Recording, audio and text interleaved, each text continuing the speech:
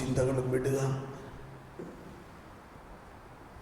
നമ്മുടെ ഉള്ളിലാണ്, ദൈവം നമ്മുടെ ഉള്ളിലുണ്ട്. ആരെന്നിലും ഞാൻ അവനിലും വസിക്കുന്നുവോ അവൻ ഏറെ ബലം പുറപ്പെടുവിക്കുന്നു. നാം ദൈവത്തിലും ദൈവം നമ്മളിലും. നമ്മുടെ ഹൃദയത്തിൽ ദൈവമുണ്ട്, എന്നാൽ അതേ സമയം തന്നെ നമ്മൾ ദൈവത്തിൻ്റെ ഹൃദയത്തിലുമാണ്. അങ്ങനെയുള്ളൊരു നിഗൂഢതയാണ്. ആരെന്നിലും ഞാൻ അവനിലും. അപ്പോസ്തല പ്രവർത്തനങ്ങളിൽ 17-ാം അധ്യായത്തിൽ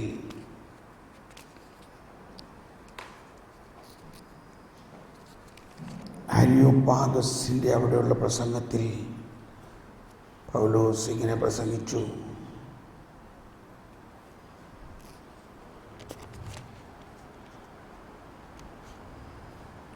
എന്തെന്നാൽ അവിടന്നിൽ നാം ജീവിക്കുന്നു, ചരിക്കുന്നു,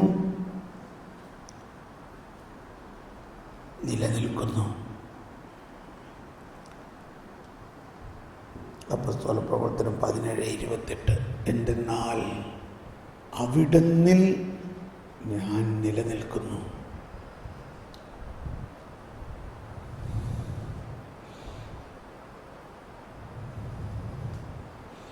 എന്തെന്നാൽ അവിടന്നിൽ നാം ജീവിക്കുന്നു, ചരിക്കുന്നു, നിലനിൽക്കുന്നു. നാം അവിടുത്തെ ഹൃദയത്തിൻ്റെ ഉള്ളിലാണ് വിശ്വസിക്കുക. അതേസമയം നമ്മുടെ ഹൃദയത്തിൽ ദൈവവും.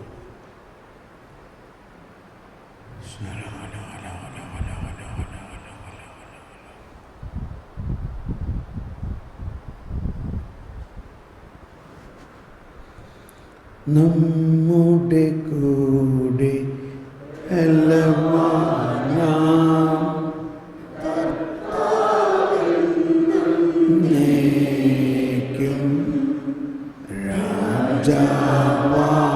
ദൈവം നമ്മോട് തെന്നും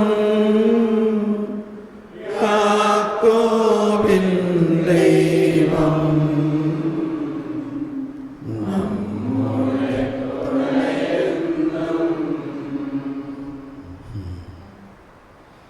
നമ്മെ ജീവിപ്പിക്കുന്ന കർത്താവ് മിശിഹായുടെ കൃപാവരം നാം എല്ലാവരിലും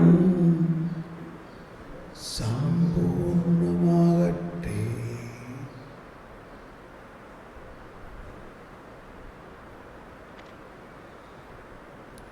കർത്താവേ, നന്ദി കർത്താവേ,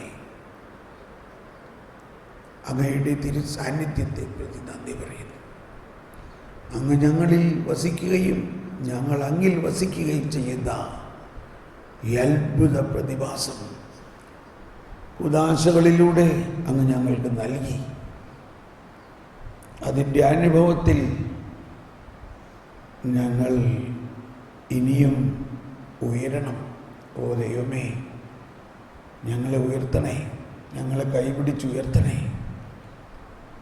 പ്രൈസ് ദി ലോർഡ്. ഹല്ലേലൂയ.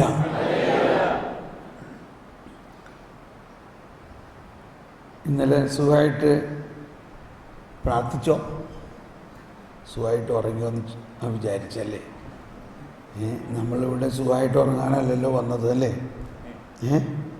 നമുക്കിതുപോലെ ഇത്രയും മനോഹരമായ ഒരു അവസരം വേറെ കിട്ടുമോ? വേണമെങ്കിൽ രാത്രി മുഴുവനും ഈശോയുടെ അടുത്തൊക്കെ ഇരിക്കാൻ അല്ലേ? എപ്പോൾ വേണമെങ്കിലും വന്നിരിക്കാനും ദൈവം സംസാരിക്കാനുമെല്ലാം വലിയ കാര്യമാണത്.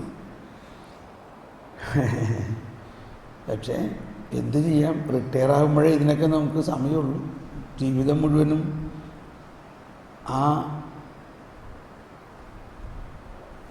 ആ ഒരു എന്താ പറയുക, ആ ഒരു തരംഗമില്ലാതെ നമ്മൾ ജീവിച്ചു. എന്നിട്ട് ഇപ്പോൾ അറ്റ്ലീസ്റ്റ് റിട്ടയറൊക്കെ ആയപ്പോഴേക്കും. പക്ഷെ ചെറുപ്പക്കാർ ഇവിടെ കുറേ പേര് വന്നിട്ടുണ്ട്. നിങ്ങളുടെയൊക്കെ പ്രായത്തിൽ ഞങ്ങൾക്ക് ഇതൊക്കെ കൂടാൻ പറ്റിയിരുന്നെങ്കിൽ എത്ര നന്നായിരുന്നു എന്നാണ് വലിയ ആൾക്കാരല്ലേ? ഇത് ചെറുപ്പക്കാർക്കൊക്കെ മനസ്സിലാവും കേട്ടോ. ഞാൻ ബോംബെയിൽ ഇപ്പം ഇത് കഴിഞ്ഞാൽ അടുത്ത ധ്യാനം ബോംബെയിൽ യുവാക്കൾക്കുള്ള ധ്യാനമാണ്. ഇത്രയും ലെവലിലേക്ക് പോവില്ല, എങ്കിലും ഒരുപാട് കാര്യങ്ങൾ ഇതൊക്കെ തന്നെയാണ് പറയണത്.